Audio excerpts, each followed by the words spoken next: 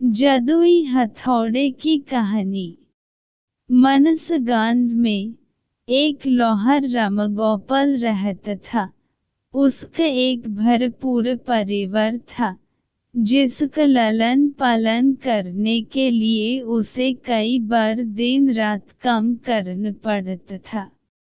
रोज की तरह आज भी काम पर जाने से पहले रामगोपाल ने अपना खाने का डिब्बा बांधने के लिए अपनी पत्नी से कहा।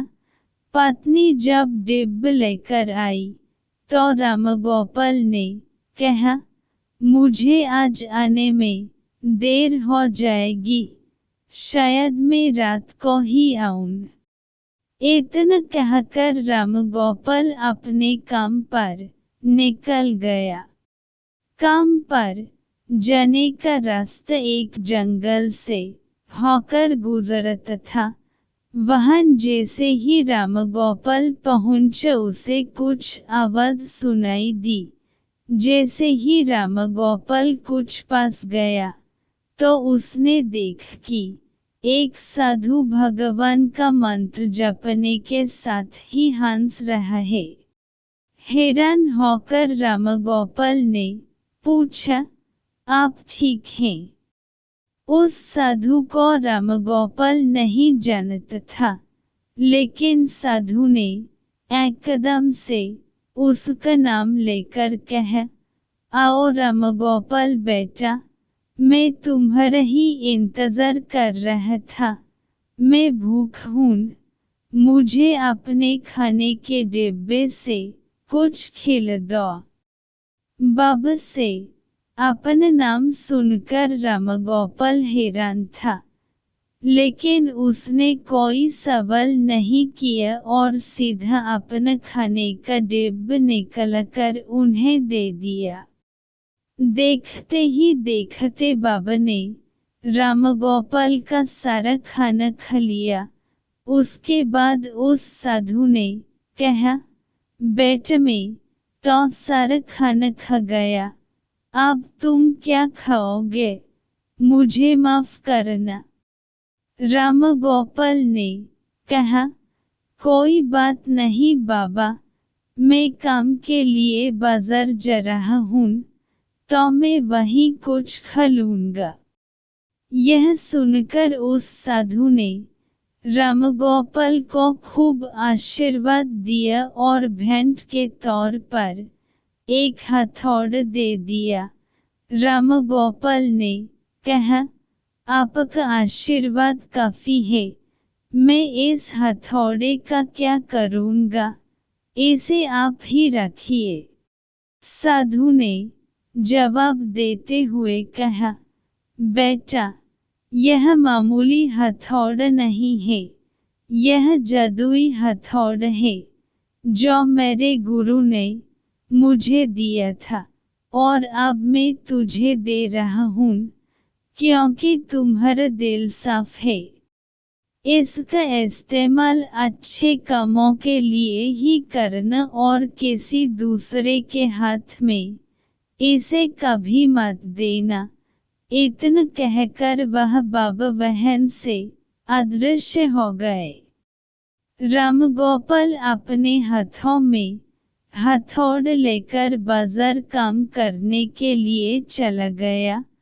औजार बनने से पहले उसके दिमाग में आया कि आज इसी हथौड़े से लोहा पीटता हूँ। जैसे ही उसने लोहे पर हथौड़े से चोट मारी वो सीधा औजार बन गया। दूसरी चोट में लोहे के बर्तन बन गए। रामगोपाल समझ गए कि यह सही में जादुई हथौड़ा है। वो जो बनने की सोच के साथ लोहे पर चोट मारता, लोहा सीधा वही बन जाता। जादुई हथौड़े की वजह से रामगोपाल का काम जल्दी खत्म हो गया और वो अपने साथ ही उस जादुई हथौड़े को घर ले गया। इसी तरह रोज रामगोपाल उस हथौड़े से जल्दी काम खत्म कर लेता और कई बार ज्यादा बर्तन बनकर उन्हें गांव के लोगों को भी बेच देता था। धीरे धीरे उसके घर के हालात पहले से कुछ ठीक होने लगे। एक दिन गांव का मुखिया उसके घर आया और बोला, हम गांव वालों को शहर जाने में बहुत ज्यादा समय लगता है, क्या तुम अपने हथौड़े से गांव और शहर के बीच आने वाला एक पहाड़ तोड़ने में मदद करोगे? इससे बीच में एक सड़क बन लेंगे और गांव से शहर का सफर आसान और छोटा हो जाएगा। मुखिया की बात सुनकर रामगोपाल ने उस जादुई हथौड़े से उस पहाड़ को तोड़ दिया।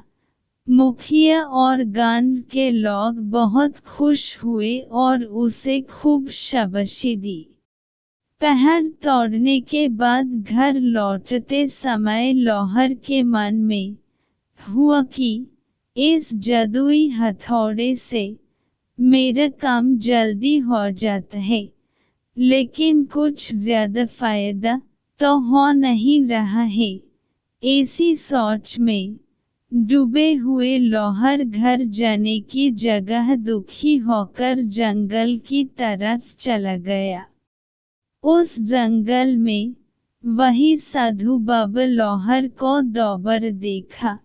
लोहार ने उन्हें अपने मन की सारी बातें बता दी।